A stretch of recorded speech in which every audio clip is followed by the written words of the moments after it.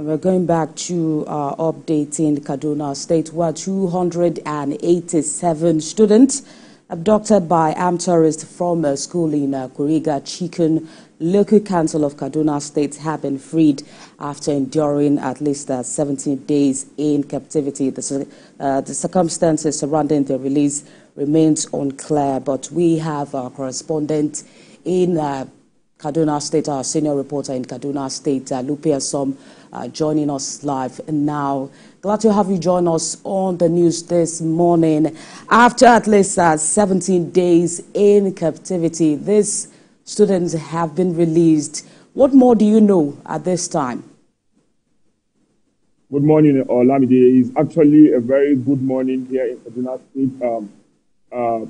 The mood is a lot of people are happy. At exactly 4:20 a.m. this morning, the governor tweeted on his social media handles that the students have regained their freedom. Of course, this puts an end to a very distressing period in the lives of these students and indeed their families. You could recall that on the 7th of March, over 287 students were abducted from that school in Kuriga when armed terrorists stormed the school at about this time now, shooting sporadically in the air and then marched the students into the forest.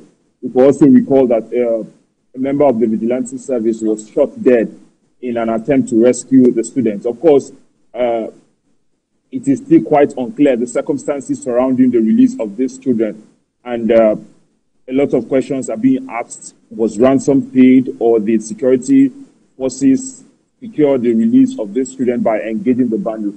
But of course, at this moment, it is quite unclear, and we don't also know where exactly these children were freed, but all of that will be unraveled as developments unfold. Of course, as you can see, I'm on my way to the government house at the moment, where the governor is anticipated to receive these children. And of course, we will be getting more details, but you could recall that the service chiefs visited this place, the Minister of Defense visited just on Thursday. In fact, it's all making sense now, because the Minister of Defense, when he visited on Thursday, he said progress was being made, and the possibility of rescuing the children was in sight, but it is all making sense now. So that is it. You could also recall that the president said the government was not going to make any ransom payment to the bandits. There were also unconfirmed reports that the bandits had demanded over $1 billion, and we could recall that the president said they were not going to pay ransom to secure the release of these children. And we could also recall that the IG of police, Kayode Egbetoku, was in Kaduna State, but in his own words, he said no option would be taken off the table. That's stopping the kinetic and non-kinetic action.